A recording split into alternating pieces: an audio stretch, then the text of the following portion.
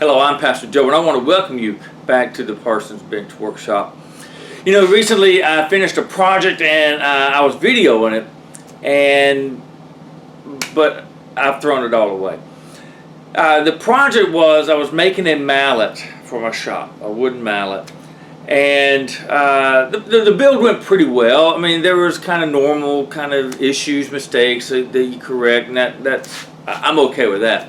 But when we got near the end, I was making the final cuts to the mallet head to get it down to size, and I made a cut in the wrong angle, and so I had to recut it, and that made it smaller. Now I did go ahead and finish it. This is what it looks like.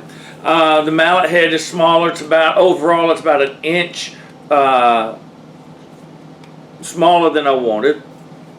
Ends up, I didn't get the inside. I think I was trying to do it in a hurry. The handle ended up not being straight. Now, I went ahead and finished it because it will still work. But my ego didn't want me to finish and post that video. So we're going to make another one. And hopefully this one will come out better.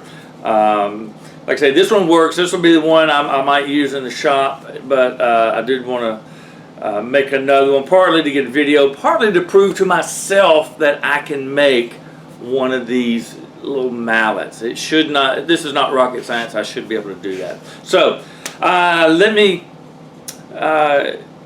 get you over to the workbench and we'll get started. I've already got the parts milled up, and I'll talk through what we're going to do. Alright, so we got all of our pieces rough cut, and right now there are basically 5 pieces. We've got the handle, and this has been cut down to 1.5 inches by just over 14. That way it gives me some space. I'll end up probably trimming it because I want it around that 13.5, 14 inches. But I think I did it about 14.5 right now. So it's 1.5 by 14.5. And then I've got the 2 outside pieces, and I've cut them about 4 3/4 by 4 1/8. The finished size of those is going to be about 4.5 by 3. And then the inner piece, which was cut to the same dimensions as the outside head pieces, though I have cut those in half because that will give us room for the handle.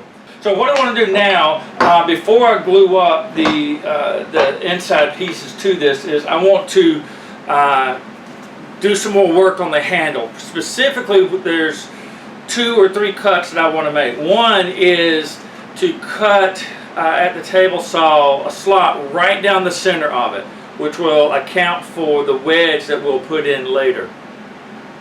After that, I want to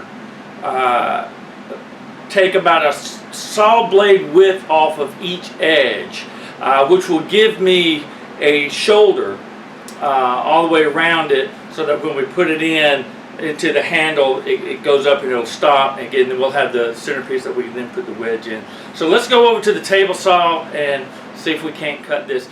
So what I've done is I just adjusted my table saw, and I ran it in. I marked down to about 3.5, and then I'll come in with some chisels and things, and I will even that up. I feel better about that. So what I want to do, the last thing I got to do is cut the middle slot in there.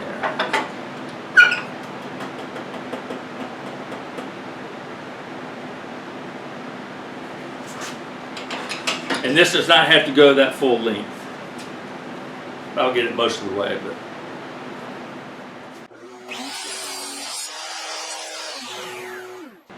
Alright, let's see if we can get this cleaned up. Get that shoulder defined even.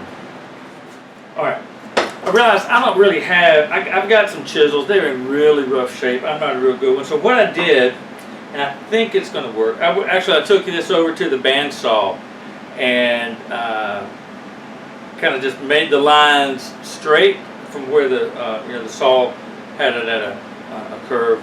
Took my bandsaw, cut it straight, and then just kind of shaved it off. And I will take my rough kind of chisel again, and I'm not a chisel person. I guess I need to learn, but to just smooth that out. And I think for what we're doing, it's going to work fine. All right, so what I've done, I trimmed the pieces, four pieces for the mallet head down to like 3.5 inches, the two outside pieces and then the two inside pieces. Then what I did is I marked the center line on the one of the outside pieces, and I just kind of eyeballed putting that notch in the handle right there, and I put my speed square, clamped that on.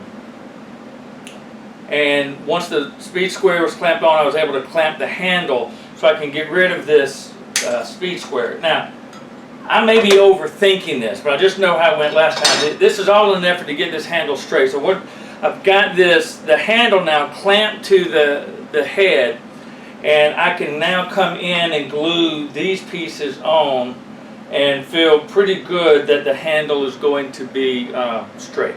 So let me get my glue, and we'll get the inside pieces glued to one of the outside pieces, and then I come back in a little bit and do the other. So glue the other outside piece. And the one thing I am trying not to do is get glue too close to the handle, because I'm going to take that off.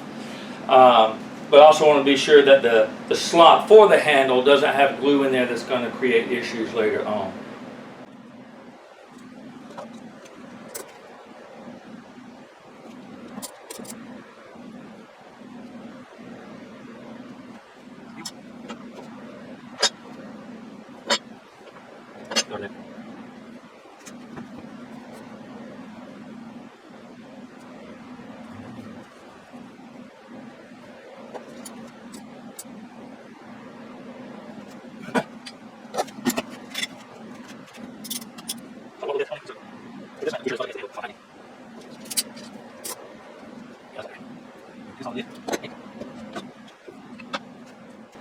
Alright, we're going to let this glue up. There's a little bit of squeeze out, and I'll get that out. And then we'll come back later and we'll glue the other outside piece to it. Alright, while the mallet head is gluing up, I want to do some work on the handle. So I've got my router in the table, that's part of the table saw, and I've got my chamfer bit in there. So what I want to do is I'm going to run the chamfer just short of the shoulder for where it goes in the mallet head, all the way down to the end, and I think that will give a nice good shape to it.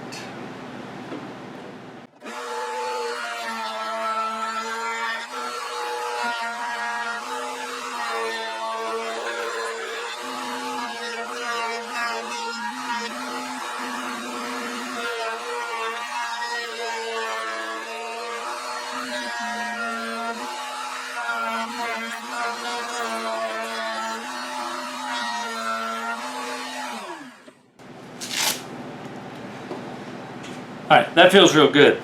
On my first one, I did not do that. You need to do this before you glue it into the mallet head, and I just got my order mixed up, and so I just left it square. But this feels so much better. I've seen people who won't take it all the way to the end, but I kind of like it going to the end. I don't mind that profile, but it feels, like I say, it feels real good. So I'll clean this up with some sandpaper, and then we can set this aside till it's ready to glue in. Okay, so I think we can now come back in and glue up the other outside piece. And that gets us quite a long ways on getting this thing knocked out.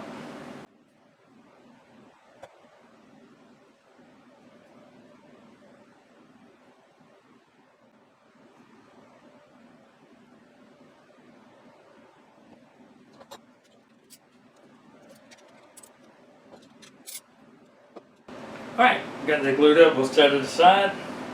Then we can glue in this handle. So I think what I'm going to do, once we get this out of the clamps, I think I want to go ahead and trim the mallet head. And then we can, once I get that trimmed, get the edges trimmed and everything, then we can see about gluing in the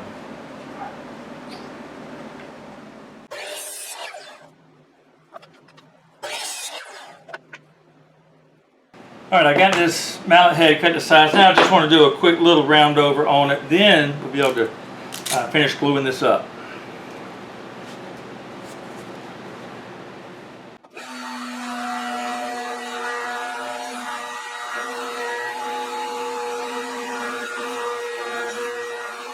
Okay, we got that a nice little, I think it's an 1/8 round over on this. I did a sanding so it feels smooth. So anyway, I'm ready now. We're going to glue in this, the handle, and we'll glue in the handle and then I can put the wedge in.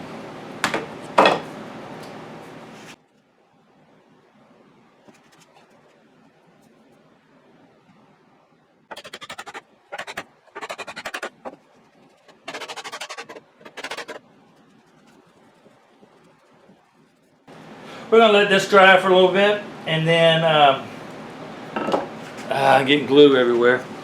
Anyway, then we can trim off the handle where it comes through, and then give that just a real quick sand. And I decided not to make an angle on this.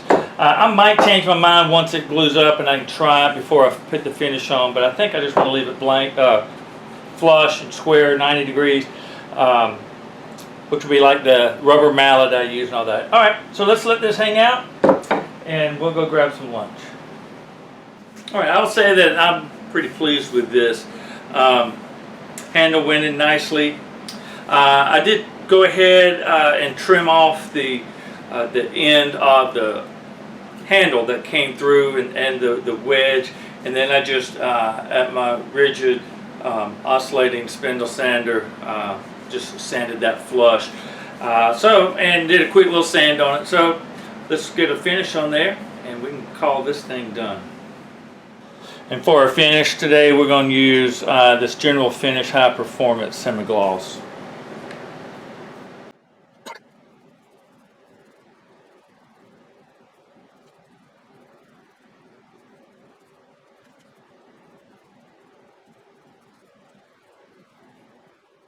All right, we got one coat on. We'll come back in a few hours. I think it's 4 hours in between coats, and put the second coat on. So sometimes in life, it is nice to have a do-over. As I mentioned at the beginning of the video, I recently made a mallet, but because I was maybe was in a little bit of a hurry, I'm not sure, I messed it up.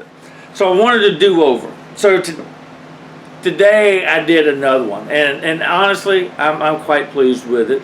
Yeah, there's a couple places I wish I had gotten better, but it's not noticeable, and I'm real happy with it. So anyway, I encourage you to make a mallet for your shop, and they're not overly hard. Again, I say that realizing I had to do a do-over, but that's just my mistake. But anyway, it was a fun project, and I appreciate you joining me and watching this, and I hope it will help you get out and make sawdust in your own shop. And I look forward to seeing you next time.